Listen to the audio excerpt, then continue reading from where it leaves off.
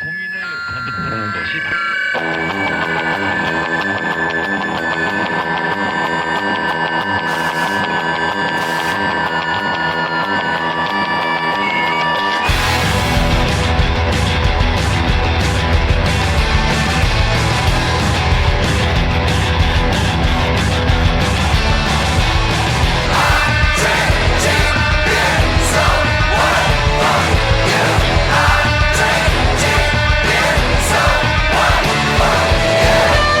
Hello and welcome to the Punks in Pubs podcast. My name is Liam Bird and I hope you're all very well. Right, before we get on to this week's episode, I have a favour for you all to do for me. Can you all go, right this moment, and I mean right now, go to the podbiblemag.com, that's podbiblemag.com, scroll down and click on the link that says vote for your favourite. On that page will be loads of other very well-known podcasts, but I don't really care about them. What I want you to do is scroll down to the bottom of the page where it says independent podcasts and then vote for Punks in Pubs. If you do that right now, you will have me off your back. I won't be bugging you for the rest of the week asking you, hey, have you voted yet? So do me a favour, go to that website and go vote for Punks in Pubs. Actually, you know what? Let's do it right now. So go to podbiblemag.com right now and I'll wait. It really will only take 2 minutes and then we will start back up the podcast. So I'll be back in 2 minutes. I'll even play you a little bit of background music while you go vote. So it is podbiblemag.com. So that's PODBLE mag.com. Click the link that says vote for your favourite, scroll down to the bottom of the page and vote for Punks in Pubs. Right, okay, I will see you in 2. Hello, my name is Elder Price, and I would like to share with you the most amazing book. Hello, my name is Elder Grant. It's a book about America a long, long time ago. It has so many awesome parts, you simply won't believe how much this book can change your life. Hello, my name is Elder Green. I would like to share with you this book of Jesus Christ. Hello, My name is Elder Young. hello. Did you know that Jesus lived here in the USA? You can read all about it now. Hello. In this nifty book, it's free. No, you don't have to pay. Hello. Hello, my name is Elder Smith, and can I leave this book with you for you to just peruse? Hello. Hello. Hello. I'll just leave it here. It has a lot of information you can really use. Hello. Hi. My name is Jesus Christ. You have a lovely home. Hello. It's an amazing book. Bonjour. Hola. Hey, how? Me llamo Elder White. Are these your kids? This book gives you the secret to eternal life. Sound good? Eternal life With Jesus is Christ. super fun. Hello. Ding dong. And if you let us in, we'll show you how it can be done. No thanks. You sure? Oh well. That's fine. Goodbye. Have fun in hell. Hey now. You simply won't believe how much this book will change. This book will change. This book will change your life. This book will change your life. Hello, would you like to change religions? I have a free book written by Jesus. No, Elder Cunningham. That's not how we do it. You're making things up again. Just stick to the approved dialogue. Elder, show him. Hello.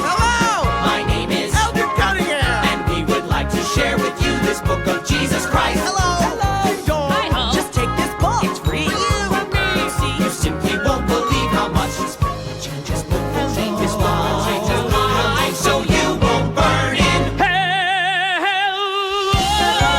You're gonna die someday, but if you read this book, you'll see that there's another way. Spend eternity with friends and family. We can fully guarantee you that this book will change your life. This book will change your life. This book will change your life. This book will change your life. The Book of Mormon. Mormon.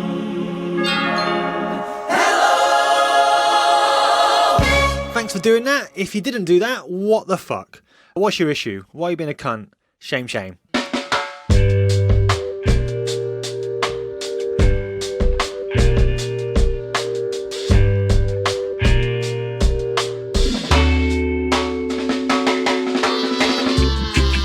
Help us out, go vote.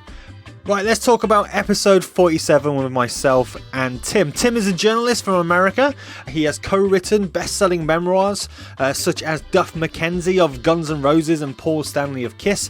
He's also written for Playboy magazine, but I'm not going to talk to him about any of that, even though I probably should had, but we just kind of ran out of time. What I wanted to talk to him about, and the reason that we did speak, was about his book called Burning Down the Haus, a book that exposed the secret history of punks in East Germany and how the dreaded secret police, the Stasi, targeted them and made their lives living hell. In this episode you will hear Tim talk about the ordeal that these punks had to go through, like being beaten by cops, imprisoned for no reason and sent to reform camps just because of the music that they liked to listen to and how they looked. You'll also hear how the church supported the punk movement in East Germany. Tim will also explain how the punks of East Germany, that actually included a member of Rammstein, who fought back and played their role in the underground movement that helped to bring down the Berlin Wall. Away from punk, I discovered why an American wanted to go to East Germany in the first place in the 80s, and Tim relives how going to a British pub for the first time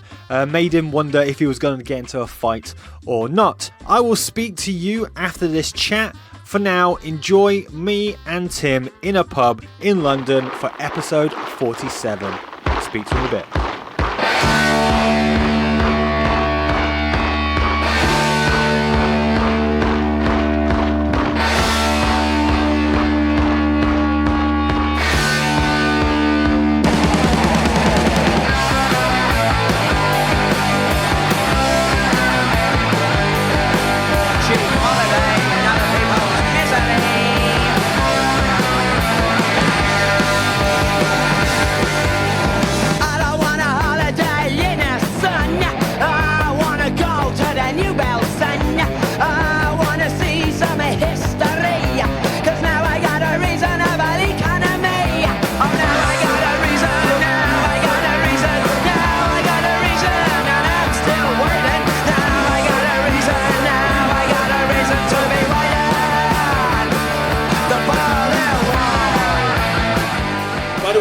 Yeah, Mohr, just Mohr. same as if it were spelled the British way. Perfect. Because sometimes I'm dyslexic, so sometimes I will fuck up people's names, and so now I just politely try and ask them, can you tell me spell your last name? So we are sat in, I suppose we could call it a proper British pub, but I mean there is no such thing anymore. This is how it is. In front of me is Tim Mohr. How are you, Tim? How's it going, Liam? I'm well, mate. So we were in a hotel lobby and we thought we won't go there, and then we were going to go to a pub, but there's a pub right next to the Savoy because that's how we're rolling at the moment. And we were like, let's not go there, it's too wanky. So we've come down the road a little bit and we found this nice little pub with a nice little booth. It looks authentic. What do you think, Tim, to the place? I like it. I like the booths. We don't get booths in pubs in the States.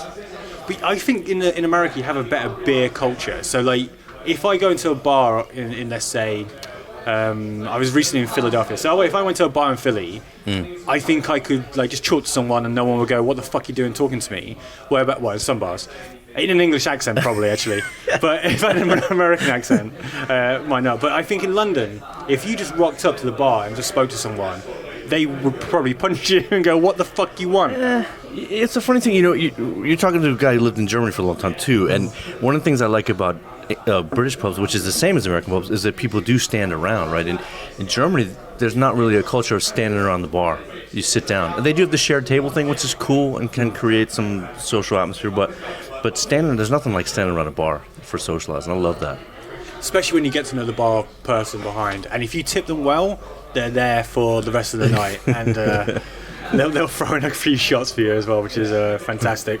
So some people might not know who your background, Tim. Yeah. So we're going to explore a little bit about that. But I just want to quickly talk about the reason that we are having the chat today, because you've written a book about East Germany and how the punks played a part in bringing down the Berlin Wall. Yeah. I mean, obviously a topic that everyone knows about. Yeah.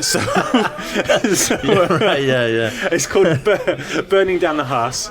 I've got the German right, Haus. You pronounce it sounds the same as the English word, and I find that the way to show that it's a German word is just lower your voice, right? So you go, burning down the house. Yeah.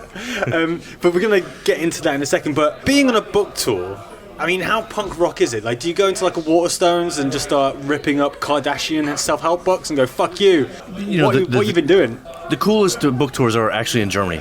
Yeah. Because there, you're always booked into concert venues. At least in my case, I was always booked into concert venues. So you're going in, and you stay in the artist department. In some cases, and those are great places. You know, I stayed in a place in Jena, which is down in the south part of old East Germany, and the artist department was a series of rail cars. So I had a rail car, you know, after the show, walked out to the rail car, and they were still on the tracks and everything. It was great. So there was really cool stuff in Germany when you did that way, yeah.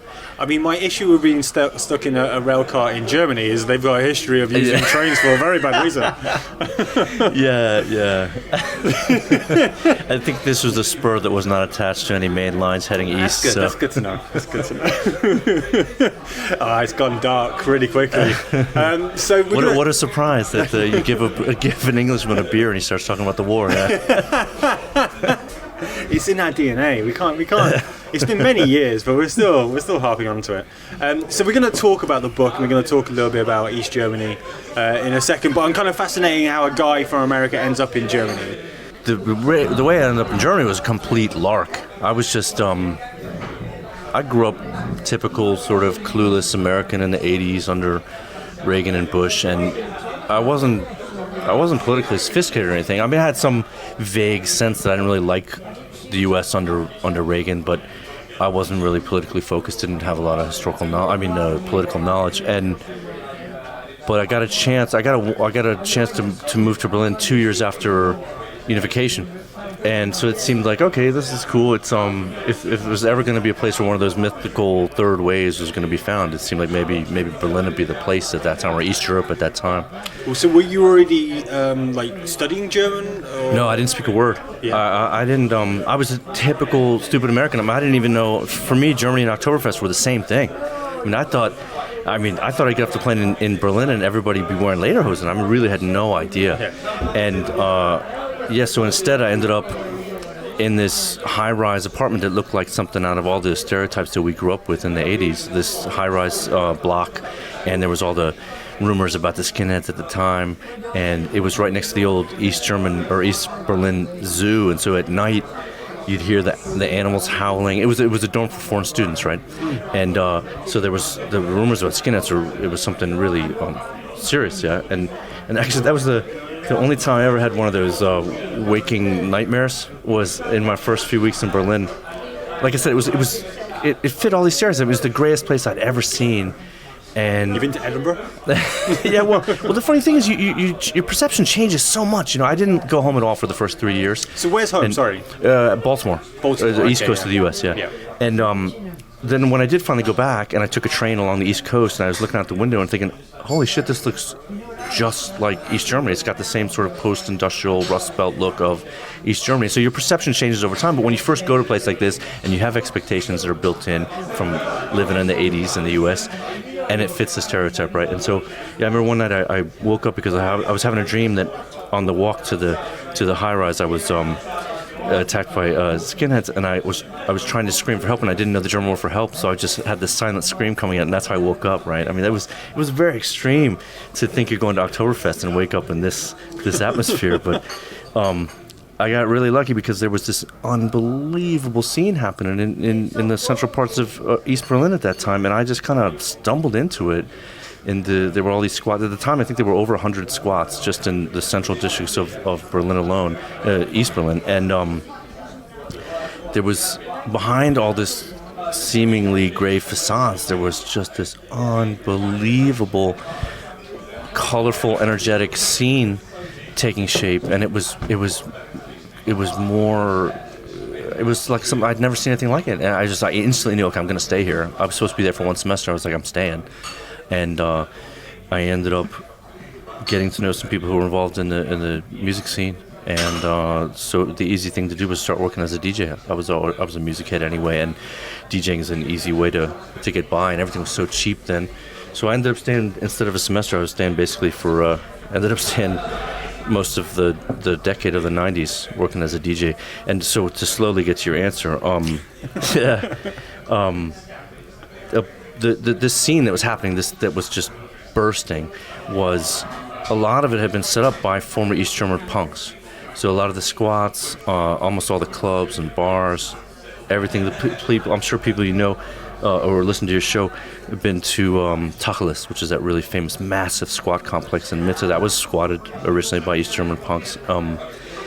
And so just in the course of working in this nightlife scene, I met people from the scene, and there was one guy in particular, he was a guitarist in a band called Planlos, and I didn't know at the time, it only sort of I figured it out later when I started to go back and research it, but his band was super important. They'd been one of the very first bands in all of East Berlin, and he eventually showed me this folder that he had kept stashed under a false drawer bottom during the dictatorship, and had a few snapshots of him and his friends, and some lyric scraps, and so this was sort of that moment of, when the light goes on, and I was like, oh, okay, so I had always been skeptical of this idea that kids in the East Block wanted McDonald's and Levi's and the Rolling Stones, or Reagan said tear it on the wall, and the wall came down magically. I didn't have the knowledge I didn't have any evidence to the contrary, but it always seemed unlikely. It didn't seem, even to a clueless teenager, that a latent desire for hamburgers could bring down a dictatorship, right? But now, here were the people. These were oppositional activists who had fought the dictatorship and sacrificed with their bodies. I heard some of their stories about how they'd been detained and interrogated. Some of them had spent time in prison. And so this was, between 25 and 30 years ago. And from that moment on, I was like, I'm going to tell the story sometime. And it was just, I didn't know I was going to be a writer yet, but I knew I was going to tell the story somehow. And so then I ended up going back to New York and becoming a journalist. And then in about 2008 or something, I was like, okay, the time is right. I'm going to start putting in the proper research to do it as a book. And so then I started to circle back and look at the Stasi archives, and then to really, really go about reaching out to people and interviewing them for the purpose of the book. I mean, you've kind of gone millions of miles ahead of where I was going to go with my questions. Oh, sorry. But that's perfect. We'll come back to that, though. Because the idea of someone who, I always find journalists actually quite interesting, because they've got a love of word and wordplay.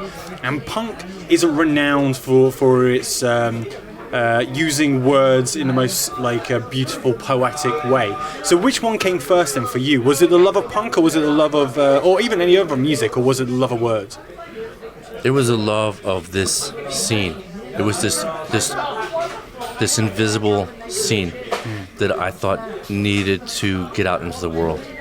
And the funny thing is that over the course of the research, it went from something that was of sort of personal interest to me, that I thought was a cool story and an interesting story, to this sort of frighteningly relevant story.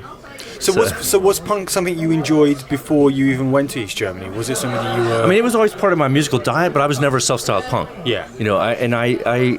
I got into it sort of in a way backwards. The first punk stuff I had was not the first generation stuff. It was stuff like TSOL and Minor Threat. So it was that later generation of punk. I think the first generation of American punk, I think it was actually quite...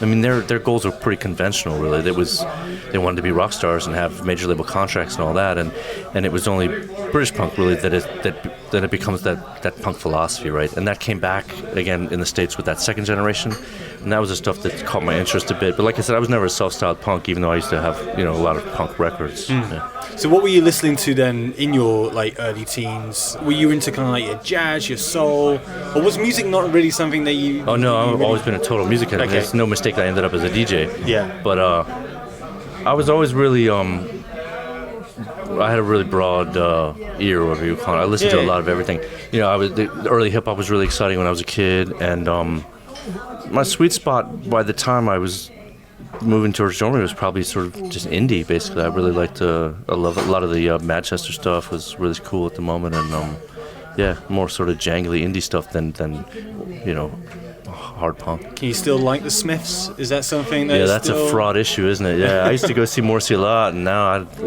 haven't gone to see any of his recent tours. Yeah. No. Have you gone to like the youth club that a lot of Smith fans go to when you're up in Manchester? I've actually never been to Manchester. Have you not? Yeah. 'Cause the funny thing about it is it's in a fucking rough area of Manchester. I can imagine. Yeah. And there's always, like, I've heard stories of tourists just getting mugged. And they're asking people, oh, where's the youth club? And then someone goes, oh, it's around the corner. And then they get jacked up. Manchester's nice, by the way. Do go. It's a cool city. I can remember coming over here in the 90s when I was living in Berlin, and to go record shopping or whatever, and it was a really distinct difference in atmosphere. I lived in Berlin for 6-7 years working as a DJ meeting, so I was out until the next day for most of the time in those years, and I only saw one punch thrown in all those years of late nights, and that was by an Irish guy. And then you'd come to Britain, and Jesus Christ, man, you felt like violence could break out at any minute. Jesus, it was really daunting.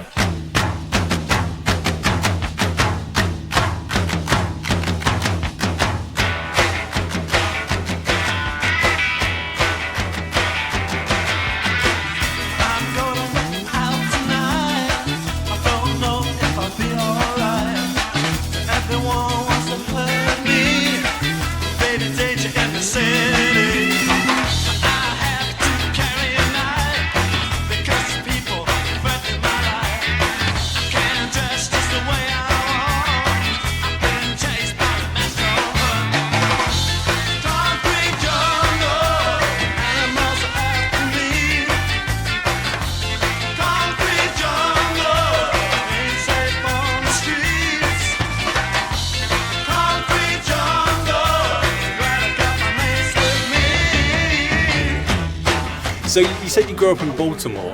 I think Baltimore is probably best known for people who listen to this podcast, probably for The Wire, I think. How was Baltimore to grow up in? Like, for a person who's clearly artistic and has that like love of music and the words, what was it like to grow up in? Did you have to go to New York or Philly to find that kind of fulfillment? No, I mean, I didn't really. That wasn't part of my world, was traveling to big cities like that. I mean, you had a lot back then. You still had a lot of great record shops. I used to go, because DC was an easy drive. So between Baltimore and DC, there were a lot of really good record shops, and that's what I haunted, was the record shops. And there were a lot of really quirky, weird little shops back then that these days wouldn't be sustained. But, there was I used to go to this weird oldies shop in some weird part of East Baltimore. I would definitely drive a lot to go to record shops that would have different things than you'd normally find in your local, chain shop. But it wasn't going as far afield as Philly or New York. No. So we kind of we touched on a little bit earlier on that when we spoke about Germany, you had a question of someone going, "Oh, there's two Germany." Yeah. What the fuck? Yeah. Can I just quickly explain that? Yeah. How that came about. Well, we did the launch for the U.S. edition of this book. We did at the Rough Trade in New York, in Williamsburg, and they have a gallery space there, and so they let me use one of their galleries for a few weeks, and I put in a bunch of photos of the East German punks and some film clips, and just to give people a flavor of what it's like, because I think it's sometimes hard for people to picture. Punk in East Germany is such a weird concept that I thought it'd be cool to let people see it. And as I was installing the exhibition together with two guys actually from the scene who came over to do it, and a couple of young 20-somethings came in, and we were chatting as we were working on the gallery space, and then after a while one of them says, "Wait, there used to be two Germanys?" And I was like, wow, this is going to be, it's going to be a bit of a battle to bring this story across in the States, because the level of historical knowledge is compared to Britain, for instance, it's lower, obviously. So why do you think that is? Why do you think like America is so insular in its own history about everything else? Because America played a part in the divide of Germany. Yeah, sure. So, well, I mean, it's not even. You could say that we're sort of navel gazing or whatever, but Americans don't really know their own history very well either. I mean, we wouldn't be in the state we're in now if people were more historically versed, So I think if I could tell you the answer to that, I think we'd have a lot of problems solved in the U.S. I mean, even yourself though, you said like when you go to Germany, you're very naive in what you were going into. So I'm interested to know why Germany, because like I think if you say to Americans, "Oh, you can go anywhere in Europe, where would you want to go?" They'll either go London or Paris.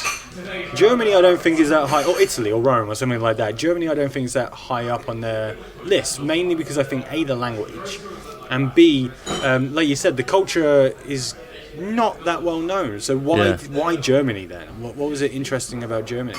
And especially talk about the culture being not that well known. I mean, back then, my God, if you knew anything about German culture, it would just be from World War II movies, right? And now, of course, Berlin has become such a beacon that it sounds silly to say, but I'm going backwards here. But when I came back to the States after living in Berlin for that decade, and I would tell people, there's all this cool stuff happening and cool music, and people would just look at me with a blank stare, like, what the fuck are you talking about? But now Berlin's become sort of so cool, it's not even cool anymore, right? But so it sounds ridiculous to say that, but that was the case back then, and it was even more so the case, I guess, when I moved there. But yeah, it was just a coincidence in my case. I had taken a little bit of French in school, so in theory, I was obsessed with living abroad. I wanted to get out. I wanted to get the fuck out. Like I said, I had some misgivings about the U.S. under Reagan. I just wanted to live somewhere else, but I needed a way to do that, and I got a job. I had a 1 semester sort of assistant thing at the university in former East Berlin, and so I was like, yeah, all right, I'll go there. It seems like a cool place, and like I said, I didn't know anything about it except that I was going to be able to get out and live somewhere else, and so that's how I ended up there. It was completely coincidence. That's why I didn't know anything about German history. I hadn't really, at that point, I'd never really read German literature. I just thought, okay, here's a way to get over there. So how quickly did you learn Sprechen Sie English? It took a while to learn German. I'll tell you that. Yeah. But the cool thing about German is, unlike English, if you know the letters that correspond to a certain sound, it's always the same. So once you figure out the combinations, then you can read German really easily if you can speak it a bit. So that's what it sort of snowballed for me. So I started to, once I could distinguish, when you get to the point where you can hear a sentence and go, I know. You can divide up the sounds and go, okay, that's a word in the middle there that I don't know. Once you can separate the sounds enough to see the various words and know, okay, that's one I don't know. But at least then you can start to figure it out, right? So I got to that point, and then the amazing thing was that thing about the correspondence of the sounds to the letters made it possible to start reading almost simultaneous with learning sort of basic spoken German. So then it could sort of build on each other.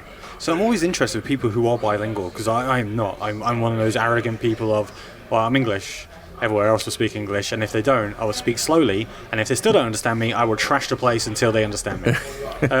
You skip the speak loudly step. Yeah, that's right, yeah. Do you find yourself, like, when you're kind of, like, German is everywhere, your life now is all in German. Do you find yourself dreaming? No, my life now is not in German. No? I don't know. Do you find yourself, like, dreaming in German, though? Like, you have German dreams, whereabouts you're speaking German. Like, you said about your dream when you first got there, but, like, by the night you were leaving to go back to New York, back to America, like, were you dreaming in German? I would say that by the time I left, I would think, for instance, sometimes you think in German. I mean, but now, because I'm not immersed in German on a day-to-day basis, I've been living in New York now for 20 years, right? And so definitely not. I'm not even sure I call myself bilingual. I mean, I'm fluent in German. I translate German novels into English, but that's not the same thing as operating in it when you're in this society, right? So I don't think I dream in German, at least anymore.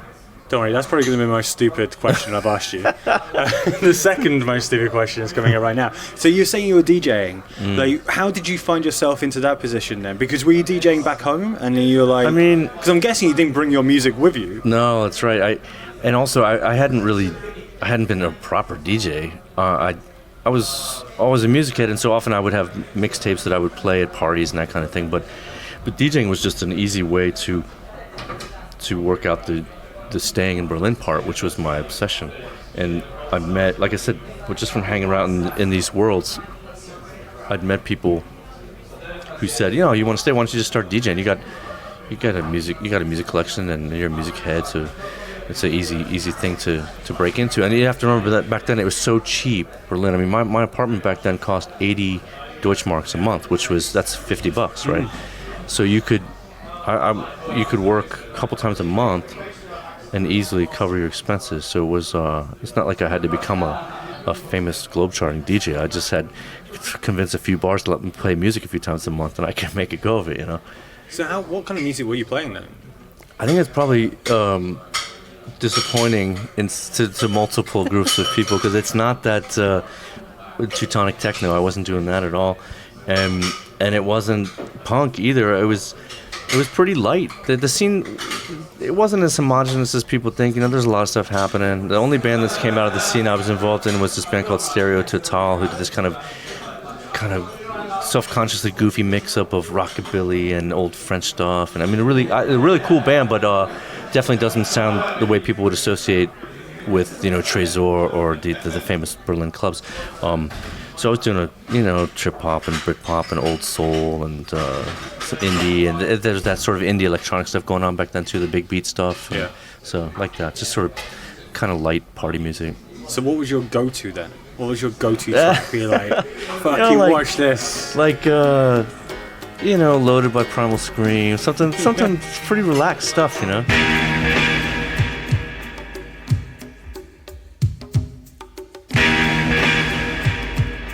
We want to be free to do what we want to do.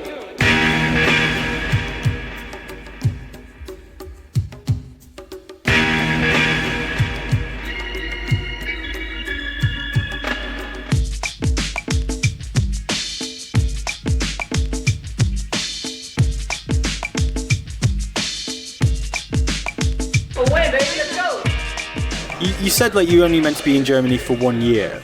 Less, actually, one semester. One semester. Yeah. Like now, my head will explode in thinking that you could just like span that out for 5 years and no authorities going, where the fuck is your visa? Like how did you like get a work visa or anything like that, or is it just not something you worried about? I don't know how to answer this without. I mean, no, I don't think they're still you're asking suggesting I had a work visa. Okay, I never asserted that I had a work visa. So a lot of cash in hand. DJing, not to incriminate myself here, but DJing tends to be a world, or at least back then, that was operating in cash. I also have on paper, my name looks German, and so I think that avoided a lot of problems too. But also the German system back then, they just weren't double checking things very much, and they weren't that worried about who was there and what they were doing. So when you were leaving Germany then, were you a bit worried? Because obviously you have to hand over your passport, and they're like, oh, you should have left a fucking long time ago. Yeah, but I don't know exactly they never really stamp you in and out of Europe. Back then they didn't really stamp you in and out. You could never tell when I'd entered. And I didn't go back for quite a few years at first, but then I started, once it was more or less a permanent situation, I would try to go home for Christmas or whatever, and so it wasn't like I literally didn't leave the borders of the country for that long. But knowing that you weren't there legally, your words. like coming back, were you like, Yeah. oh fucking hell, like I might not get in? Like, No, I never had any. There was never any problems. No. So you were DJing in Germany, and then you kind of hooked up with people who knew other people in the punk scene, and they started telling you this story. When you were listening to them, because their story is fascinating, and like I don't think if you read it, or like I said, I never knew anything about this. I don't know if I said that at the hotel or now before, but like I never knew about the stuff that you speak about in the book. Like, were you listening to it and going, this ain't fucking true? Like, no one's ever going to get persecuted just because of the music they like. No, I mean it was clear that it was all true. Yeah. Although in fact, it was almost the opposite. I had an idea. I sort of knew the contours of the story, and I'd heard some of these people's experiences, but it was only when I went back later and started going through the Stasi files that I was like, holy shit, it's even much worse than they were describing.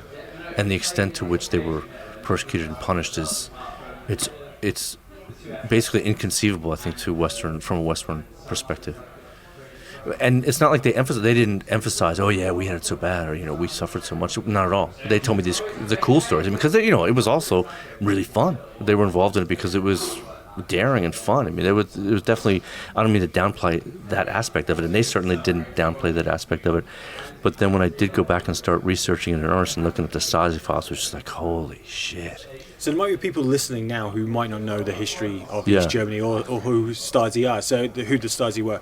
So if you just like to quickly recap and Oh yeah, right. Sorry. go do 60 worths of history now in 2 minutes. Go. Yeah, so the Stasi was the secret police operation that helped prop up the dictatorship, and they were notorious around the world for being effective. And I would say that in researching what they did to the punks, you can see they really were effective. And as far as how it affected their daily lives, so generally the police would be physically brutal, and the Stasi would be more sort of psychological torture.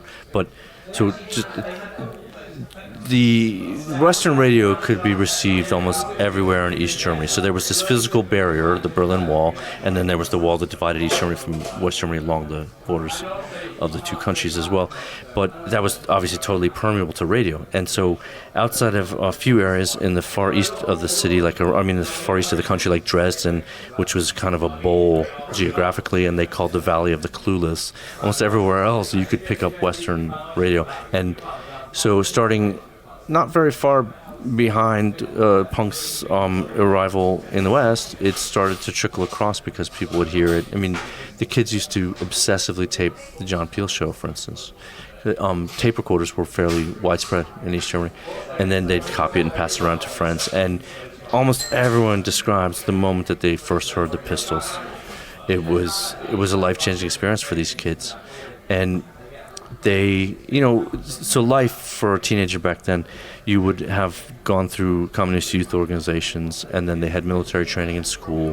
They usually finished school in the 10th year and then went into an apprenticeship, and then were eventually placed in a job in the planned economy that you didn't really have much of a choice in determining.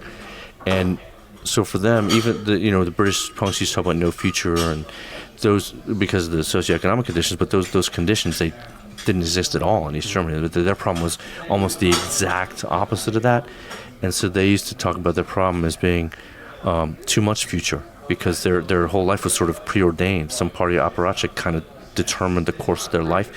And so what punk became was this idea of taking control of your life and trying to regain control of the big decisions in your life. And this was the empowering element that they took away from the scene, this DIY thing about determining your own environment, and that was the sort of transformational aspect that they took from British punk. The American punk, to go back to what we were talking about earlier, the American punk wasn't very politically focused, the first generation stuff. A few people said, oh yeah, the Ramones are cool, because I'd never heard of an album that didn't have any slow songs on it, but it was really British punk that changed the game in East Germany. X-Ray Specs, Pistols, all that stuff. And the cool thing about it is, I'll start and tell you that we know who the first punk in East Berlin was. It was a 15-year-old girl. She went by the nickname Major, and she ran across a picture of the Pistols in the fall of her school year in 1977, and then a few days later heard the Pistols on the radio, and she was like, this is the thing for me, and she decided to become a punk. So she, based on the few photos that she had from this West German music magazine her older sister had, she gave herself this punk haircut, and you obviously couldn't go out and get rock and roll clothes or punk clothes in East Germany, so she had to make it all herself. She ripped up her clothes, and she grabbed the chain from a toilet plunger and used that. And the way she got her nickname was she put a row of safety pins across her shoulders like epaulets, and so the kids at school started calling her Major. But that's where the story changes from the West, because she was almost immediately in trouble. So within about 6 months, the Stasi had opened a file on her. She had just turned 16, and she was regarded by the state as an enemy of the state. And so the scene then grew up for the next couple of years, and they waited, in Major's case, they waited until she turned 18, and then they arrested her, threw her in jail for a year. And then at the end of her jail term, she was given what's called a Berlin-Verbot, meaning she wasn't allowed to go back to Berlin and see her family and friends. Instead she was taken to this industrial textile facility out in the middle of nowhere, and she was supposed to work there for the next 5 years and be sort of politically rehabilitated. She ran away almost immediately and went back to East Berlin and was rearrested, put back in prison for another 18 months.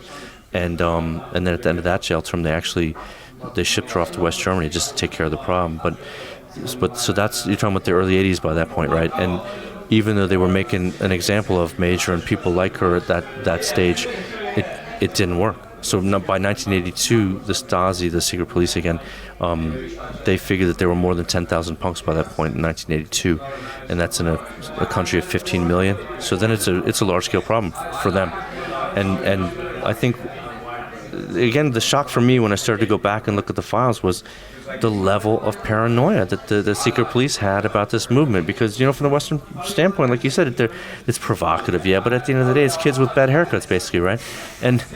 But the Stasi saw them as basically, they're trying to keep everyone moving sort of on a single path, and the punks were really effective sort of moving people off this path. So after my initial shock at their level of paranoia, I realized, actually they were right. I mean, they were right to perceive it as a threat. And that threat, it carries through for the rest of the decade. So what happens with the first generation of punks is in 1983, the Stasi says, fuck this, we're done, we're going to really take care of the problem.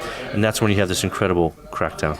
And a lot of them go to prison. A lot of them get conscripted into these army units that are supposed to re-educate them politically. And the incredible thing, and the reason that I'm still in awe of these people, and I'll sort of look to them as heroes for the rest of my life, is the way they reacted to that was, like there was a band called Namalos that got thrown in jail for nearly 2 years because of their lyrics, and they kept being asked in prison, hey, wouldn't you really rather just go to the West? And they were like, fuck you, we're staying. And the jail term was over, they came out, they started the band up again, and they started fighting all over again.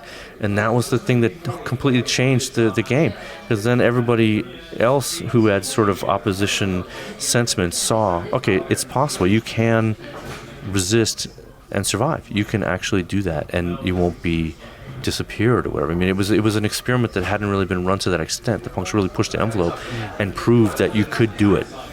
And so then when they start to trickle back from jail and the army and all that, that's into the mid-'80s, and that's what then, the fact that all the other activists see this sort of allows the protest to move out into the public eye, out into the streets, and it's only there that it can really sort of snowball into the scale that can cause a revolution. So the lady you spoke about, Major, yeah, she goes to a prison or an internment camp. And what is her family doing at that time? Are they just towing the party line of like she's done this to herself, or are they fighting as well? And then that's how like word of mouth builds up about this woman who is fighting against this massive establishment that is the Stasi. Her family had a history of oppositional politics going back to the Third Reich, so I think there was some understanding for what she was doing. And her parents did employ a defense lawyer for her, but it didn't really help. I mean, one of the main defense lawyers that defended punks, it turned out he was an informer for the Stasi. I mean, there were so many informers all over society that it was difficult to get a fair shake anyway. In the case of other punks, it was more, it wasn't that unusual for people to sort of go out on their own at a pretty young age. And it caused a lot of strife within families. A lot of punks got thrown out of their houses, or their parents would get swallowed up in the whole thing too. Your parents would lose their jobs, or your siblings would get kicked out of school as well, that kind of stuff. I mean, it was seriously harsh. Yeah.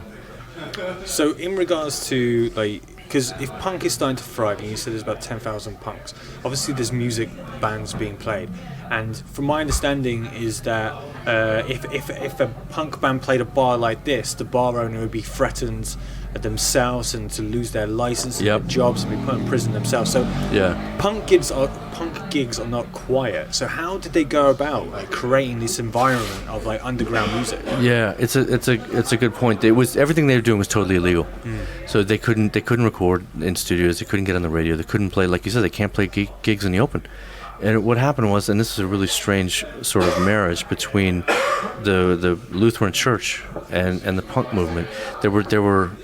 There were some ministers in the Lutheran Church. The Lutheran Church was pretty loosely organized, so there were ministers could sort of pursue their own course to an extent. And so there were some ministers who were considered basically rogue ministers who started taking in outsider groups. And that included, by the dawn of the 80s, punks. So when the Stasi stepped in and decided we're going to take care of this problem, and we're going to keep punks off the street, these ministers opened up their spaces in their churches, in their church basement or some space on the grounds, and let them congregate there a couple times a week or whatever. And eventually it developed into, there was basically a full-on concert circuit taking place in these churches around the country. So that's where it all took place. And that's where most kids were exposed to the fact that there was a punk scene in East Germany, right? So, and the other weird thing was, the church wasn't, it's ostensibly a safe space, right? So in theory, security forces can't enter a church, and so you can talk about taboo topics. It turned out that there was a significant portion of the church that was also informing for the Stasi, so it wasn't the great defense that you would think. So Namenlos, for instance, I think I mentioned them before, they went to prison for almost 2 years for their lyrics. Those lyrics were overheard at a church concert, and an informant wrote it down, and that's how the Stasi got them. Because I'm guessing, like, if they can't go into the church, they can definitely hang outside of it. So how do people get out, knowing that there's probably someone else watching them come out of this show, whereas they might not know it's a punk show, but they have a good inkling that it is a punk show? Because then it just becomes a paranoia of just stay at home. Like, we can do this gig in our flat, but even But then, they can't do that because their neighbors inform on them. You're Yeah, fearful of your neighbor. yeah. They did. A lot of the cities in East Berlin were kind of empty in a way. They'd been bombed, and rather than renovate the old downtown sections, they would often just rebuild these high rises around the ring of the city, and so there was a lot of empty space within the downtowns of the East German cities, and punks would often squat those or use them as rehearsal spaces, because then there were no people around to overhear what they were doing. But yeah, I mean, the first sort of national punk festival took place at a church in 1983 in a town called Halle, which is relatively small. And I mean, it really was a battle to get there.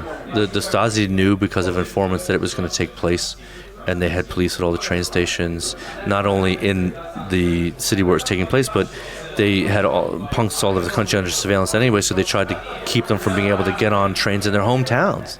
And so it was this constant battle to sort of escape the security forces just to be able to go see a show.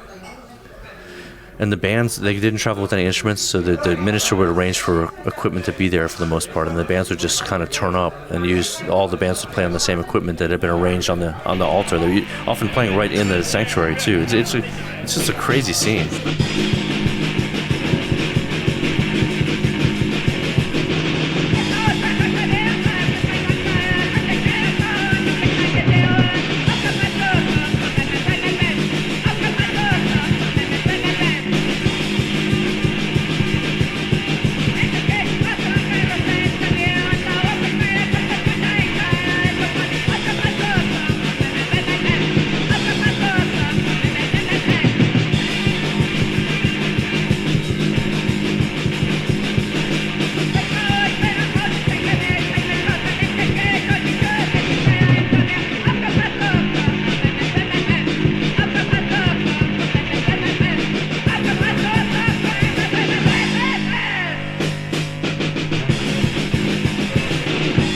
So was there any allies from the West Germany who knew about the East German punks who were trying to support them in whatever way they could?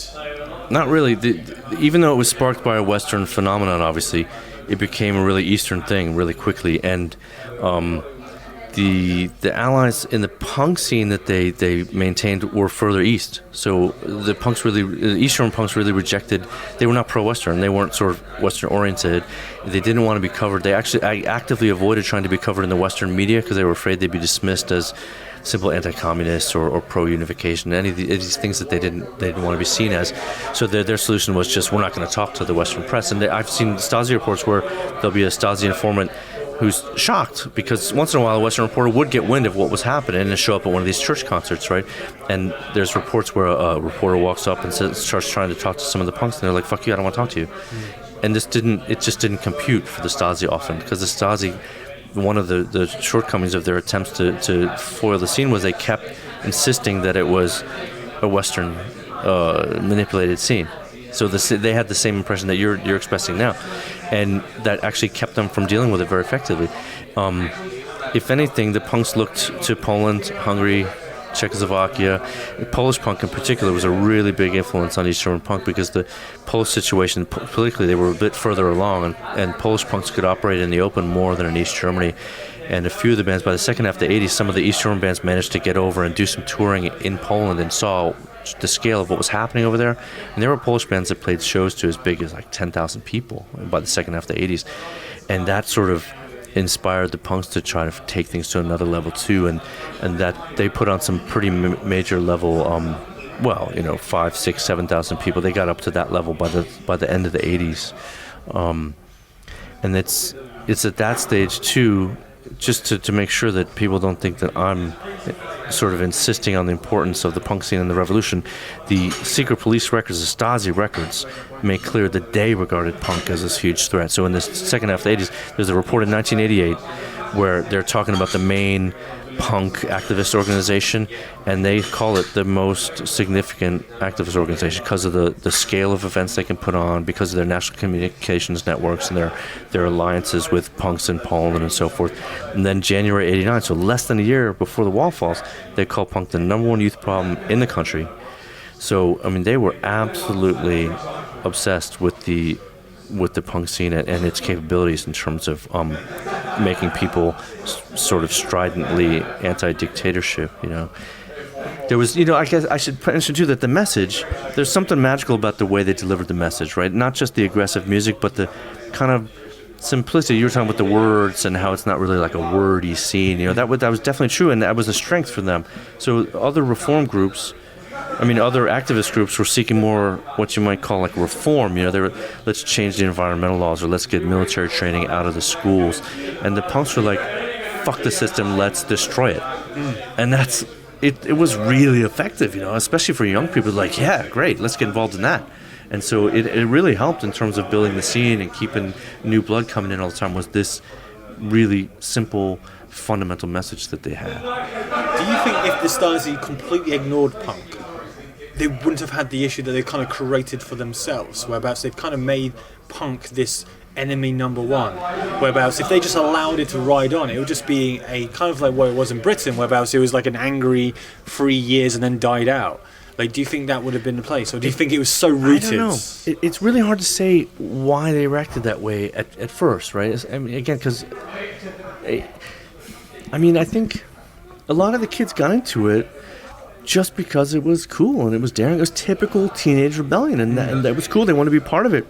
And a lot of them weren't initially that politically focused. And there were some who, right from the start, were kind of socialist anarchists, and they preached the political side of punk and were savvy about that. But a lot of them were just in it for kicks, and they became politicized, exactly like you're saying, because of the reaction by the police. They and I think at that point they did realize, what we're doing here, it must actually be threatening. It must actually be, we're accomplishing something. If the state reacts to me this way, I'm doing something right. I really am. Maybe I can affect change, and I think that helped the belief in the potential of the scene too. Was the way the police reacted and the Stasi reacted. In regards to other music genres, were any other music genres being treated in the same way that punk? Like, was jazz getting like the same shit as the punks? No, it's funny. Like hip hop, for instance, which emerges not long after, right? Hip hop was considered a legitimate sort of revolutionary art form. Some of those early hip hop movies, like Beat Street, had a cinematic release in East Germany. So, some of the other things that you would think would be stereotypically rebellious were not treated the same way. No. And I think part of it was the punk look was really powerful. So there was other oppositional art being made, people making poems or visual art that expressed opposition, but they didn't necessarily stand out in society. They could do their art and then walk down the street without it being relevant to their personhood, right? But the punks, anytime a punk walked down the street, it was like, whoa, okay, that person obviously is oppositional. And so I think the Stasi saw that as that aspect of it was definitely threatening. That they were sort of almost, without having to do anything at all, they were expressing opposition. Not in terms of they didn't have to be involved in a demonstration, or they didn't have to be playing a show and delivering the message through the music in a church. Just walking down the street, they were already expressing some serious resistance, right? And I think that freaked them out. That freaked out the secret police. So, as we're recording this, we're nearly 30 years to the day that the Berlin Wall was brought down.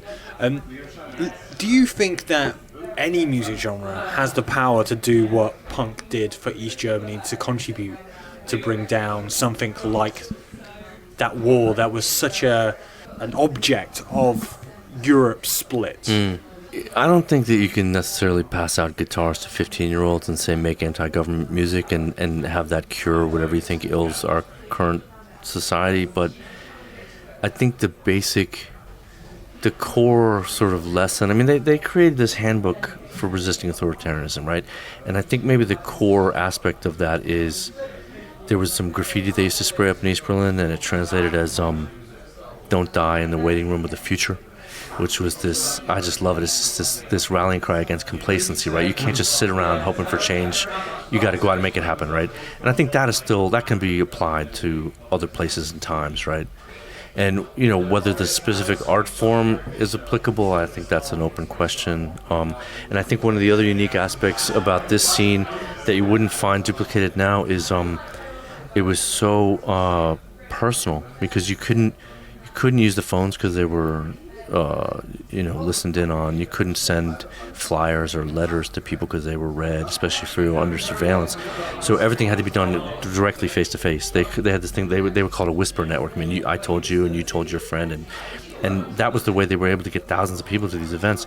And that creates a really, really strong network. And one of the reasons I think they were difficult to break, so to speak, was because their network was really strong and it was so personal. And even most of the concerts were relatively small scale too. A lot of them they would only be talking to or singing or performing for 100 or a couple hundred people, so that you're really looking in the eye of every member of the audience and delivering this message, right?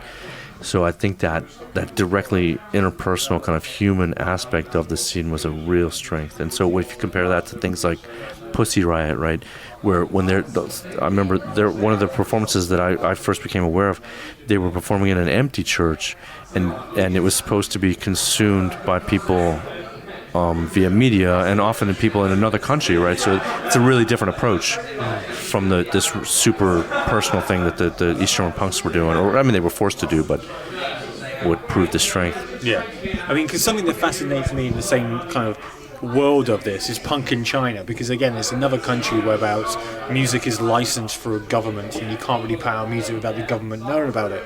But there is this thriving punk music in China that seems to be finding its way. It's very bootlegged, and when I was researching your story, it kind of brought me to that kind of idea of Chinese punk and how freedom of music will always find a way. There's always going to be people who will resist because they have such a passion for a music genre. It doesn't matter what a music genre is, it just happens to be that my passion's punk, so I look more into that. And just as humans, do you find it kind of very simplistic that we can be inspired by just music and words, that they can just it brings something deep down in us to go, fuck you, and then you really do it, because I think if you explained it to an alien that what music is and the power it has, they'd be like, what are you talking about? I mean, I find it really heartening, I guess. I mean, there was something magic about the combination of their message and their music in the East. People get so worked up sometimes at the shows that they would literally run out of the doors of the church and start spraying up anti-government graffiti and that kind of thing. So there was something magic there. But the idea that, this story, what's the right way to put it? It's this is a grassroots youth movement that actually succeeded, right? So the fact that you can affect that level of change through a music form, I mean, that's exactly the story that I needed, at least. I knew I needed it back in the 90s, and it became even more clear as I was doing the research, which, it took me about 10 years to work on this book. And during that time, it went from this cool story that I was personally interested in into this thing that, suddenly seemed much more important, especially when we see what's happening in the States. I would be researching a Stasi operation to, hinder a show or something, and then I look at the paper and you see a police operation attacking Black Lives Matter or attacking those Dakota Pipeline activists, and you're seeing sort of the level of militarization of the police in the States. And the same thing with the mass surveillance. I'm reading about these surveillance operations against these activist punks, and then Snowden comes out with all this stuff about what's happening in the U.S. And suddenly this became a story that I thought even more relevant, almost frighteningly relevant. And so thank God they succeeded. At least we have an example of kids who pulled it off. So we're going to start wrapping up. I'm kind of interested to know about the people who were there, who played their part, and where they are now. Like, did a lot of them just pass away, or the people that you spoke to? How are they? Are they okay? Like, are they psychologically scarred from what happened to them? Are they still fighting the good fight? It's all over the map. I mean, there's some who transitioned into the nightlife scene of the 90s, like the people that I met back then, and there's some people involved in aspects of music. For the most part, the music changed pretty immediately after the fall of the wall. They realized that the music and the message was going to have to be different going forward because the situation was different, and there were a lot of them participating. A lot of them helped create that magical 90s nightlife scene. That I think the ethos of East Punk, it still lives in that unique aspect of Berlin nightlife, but specific people in the book, some of them do live relatively conventional lives now, and then there's definitely a subset, like you mentioned, there's a subset of people who, the Stasi were just so effective at psychological torture, and if you had extensive dealings with them or spent time in the Stasi prison, that definitely, it could leave scars, and there are people who struggle with sort of daily life even to this day as a result of that battle with the Stasi.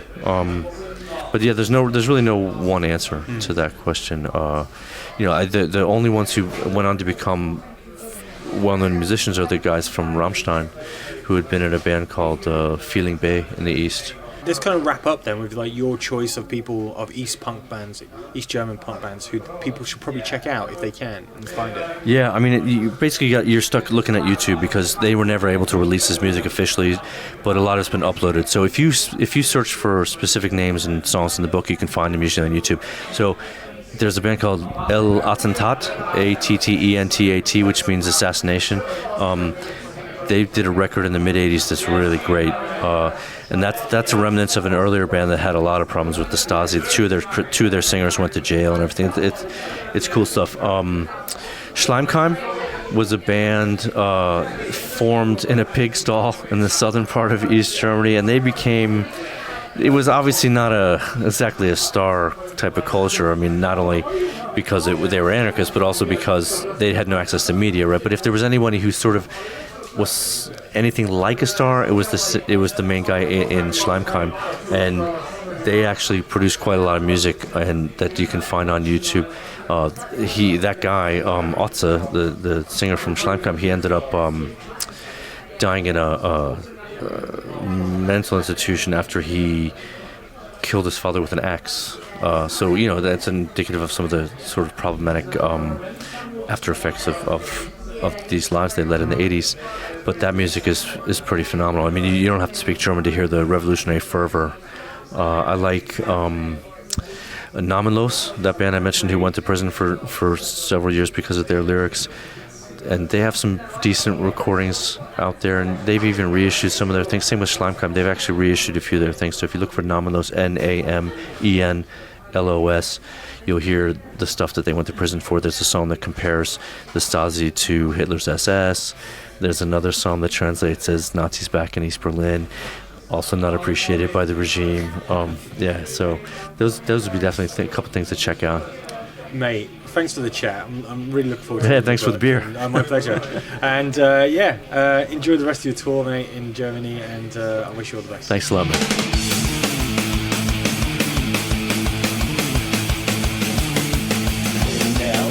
Steht ein leerer Stuhl. Darauf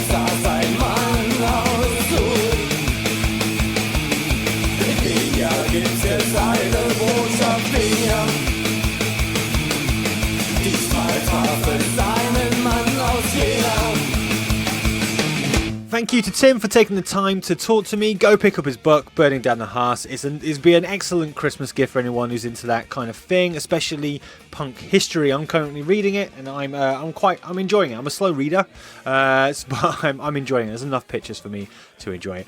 There are a few links to some of the bands that Tim spoke about in the bio of this episode. Don't forget, if you want to sponsor this podcast, you don't have to be a band. You can be an artist, a poet, a shirt designer. I want you to sponsor the podcast for completely free. All you need to do is create an MP3 recording, either on your phone, or if you're fancy, you can go into a studio if you like, and then email it over to punksinpubs@gmail.com. Right, that's it. Please go rate and review the podcast, and don't be a prick, go vote for the podcast. And I'll see you in a few weeks for our Christmas special. Until then, if you go into a punk show and you see someone fall down, you pick them right back up again. I love you.